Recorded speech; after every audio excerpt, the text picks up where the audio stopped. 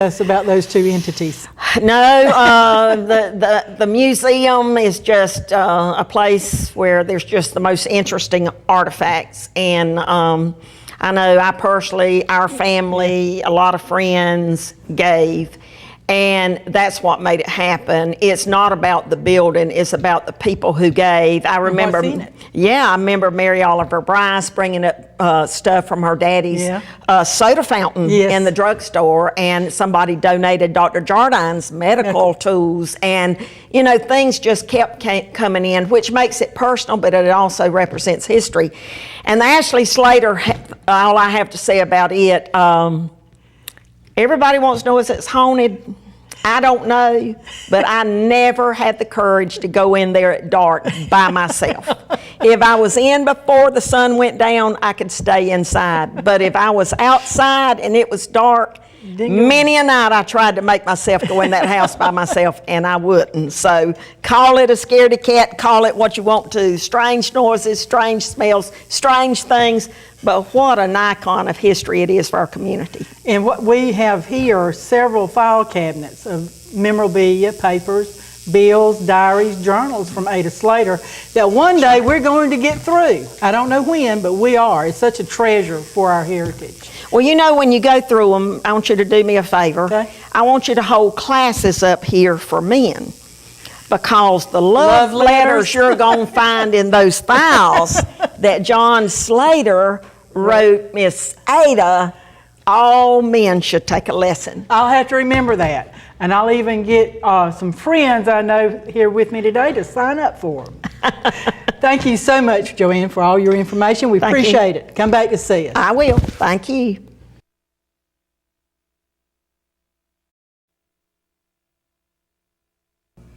Welcome back. Today we also have Dr. Carl McDonald, who's going to talk to us about the history of the college. It was always a college to me, but it didn't start out that way. Now, first of all, we're talking about South Georgia State College. Yeah, South Georgia State College. We got two colleges. That's right, that's true. You're right. Great.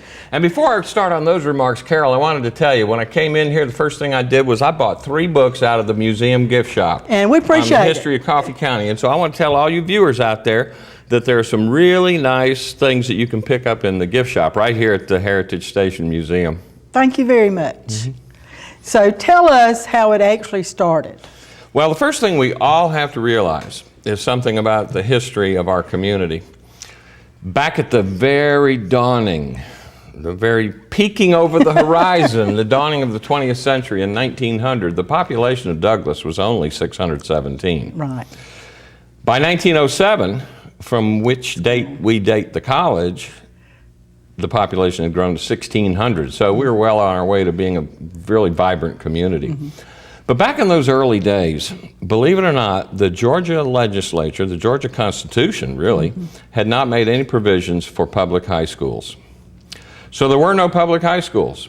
And because 80% of the families in the state of Georgia back then were involved in agriculture, basically in farming, there was a real need for kids to be able to come into their years after, say, the 6th or 7th grade and to be able to get some skills in agriculture and mechanics and those kinds of things. Well, as I said, there was no provision for public high schools. Now, there were some private institutions. Believe it or not, Willacoochee had one. Willacoochee Collegiate Institute. And over in Waycross, we had let's see, it was the Ben Bunn Institute. Can you believe that? I've never heard that name A private before. high school, yes. So there were no public high schools.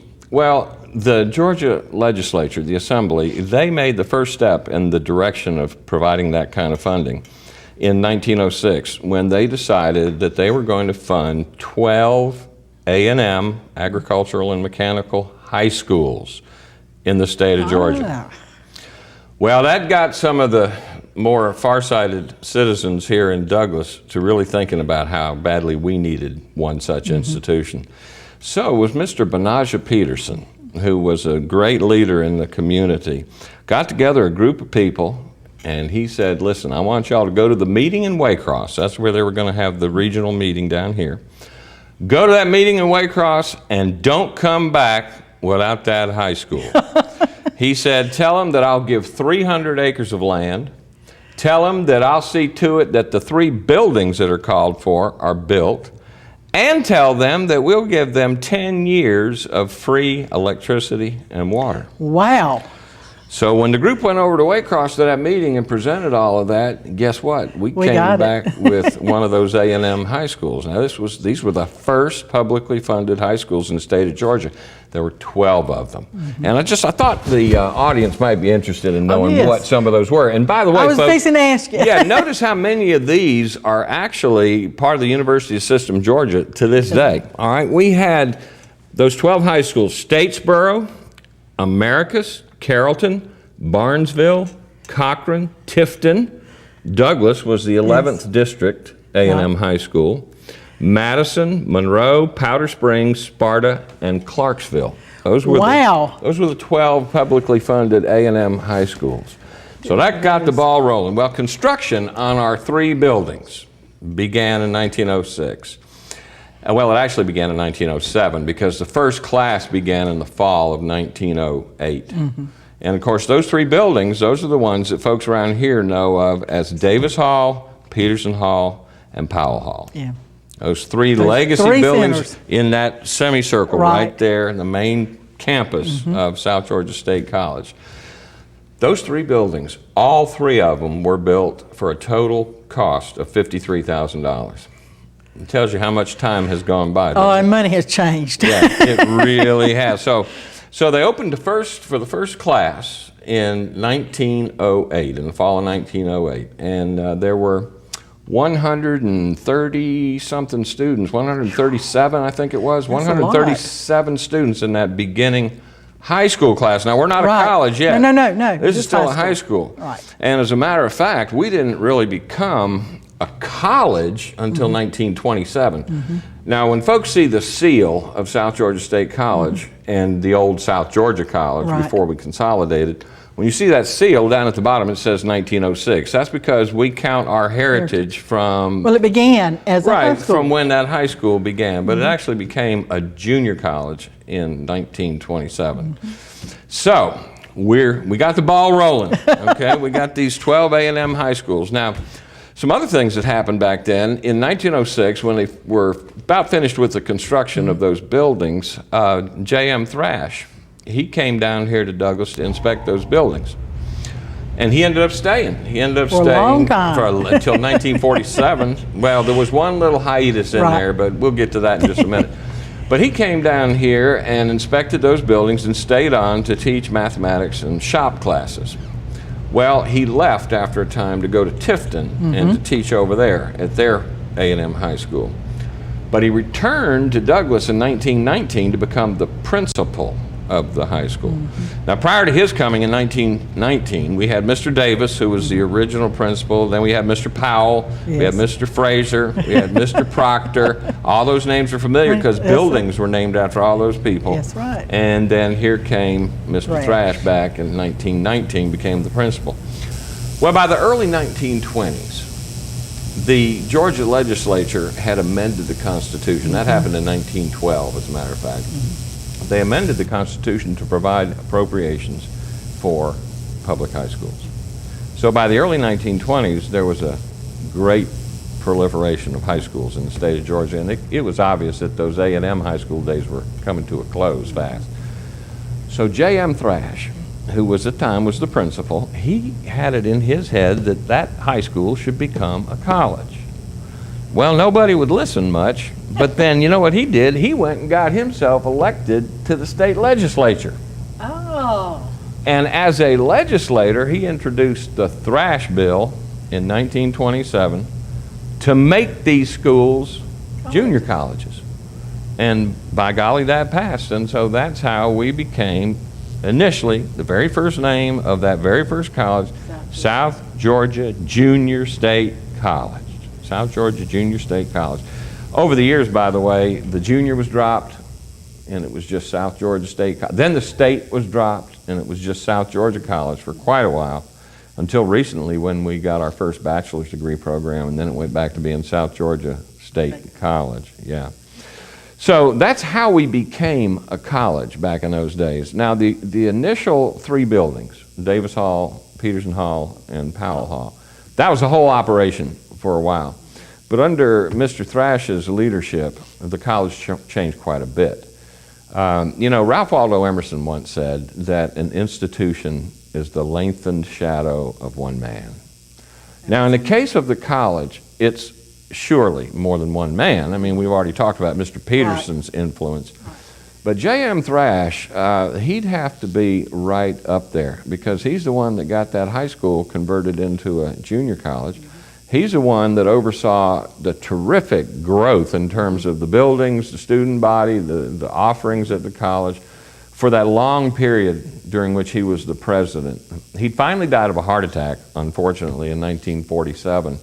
But you can see from 1919, when he became the principal, all the way up to 1947, that's a long time. That's a long time. Nobody ever stays that long. Yeah, to provide influence over something.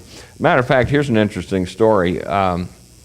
At one time, there was a business school located here in Douglas. Georgia Normal. Yeah, Georgia Normal, and that place went out of business. Well, when they went out of business, Mr. Thrash purchased the building. He had that building cut up into 3 pieces and carted out there to the campus of South Georgia College. And those 3 pieces became, one of them became Fraser Hall, one of them became Proctor Hall, and the third one became a chapel.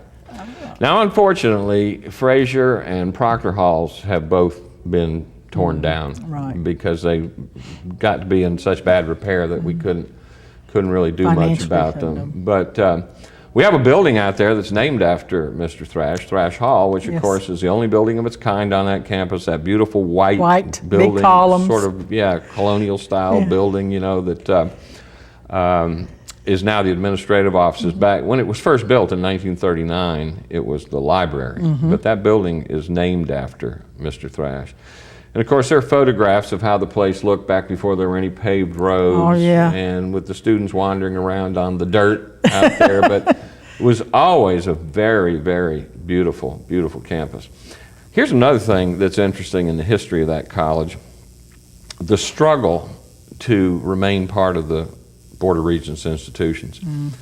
Now, there was no Georgia Board of Regents all the way up until in the 1930s. Every college in the state had its own Board of Trustees, okay? But the Georgia legislature decided to create the Board of Regents, and the Board of Regents, as a matter of fact, was created in, let me make sure I got this right, let's see, Board of Regents was created in 1932, January 1st, 1932. That's when they first became official, and all the institutions that were in the state, the colleges and so forth, came under the leadership of the Board of Regents. So we became a part of the Board of Regents. As a matter of fact, we are said to be the very first, not only the very first publicly funded college in Georgia, but also the very first one that came under the Board of Regents purview. Now, in 1953, there was a study made for the Board of Regents on their operations and with recommendations and so forth, the Strayer Committee or Strayer Commission. This is 1953. Their recommendation was that all the junior colleges, 2-year colleges in the state of Georgia be given to the Board of Education. Oh, gosh. Wow. Now, can you imagine how much history would have changed if that had happened? But guess what? Folks, we had a regent from here in Douglas. We sure did. We had a regent, Mr. Francis Stubbs. And Mr. Stubbs made sure that that didn't happen. And so it was through his efforts, he led the movement to keep those junior colleges part of the university system of Georgia, which they are to this day, of course. I've always seen it as like feeder schools to the larger universities. Yeah, yeah. Or it was for me when I went there. Yeah. Incidentally, I've talked a lot about the high school and then that becoming a college, and so some folks might wonder, well, what kind of a transition was there? Well, there was a time there when both the high school and the college operated at the same time because they had to finish out the high school class. In other words, when they started the freshman class of the college, they stopped the freshman class of the high school until finally that process was completed in the early 1930s. And so the high school was just phased out and there was nothing but the college there. And when that place first opened, Gosh, the legislature provided $6,000. That was for all the operating expenses that first year. Yeah. And the free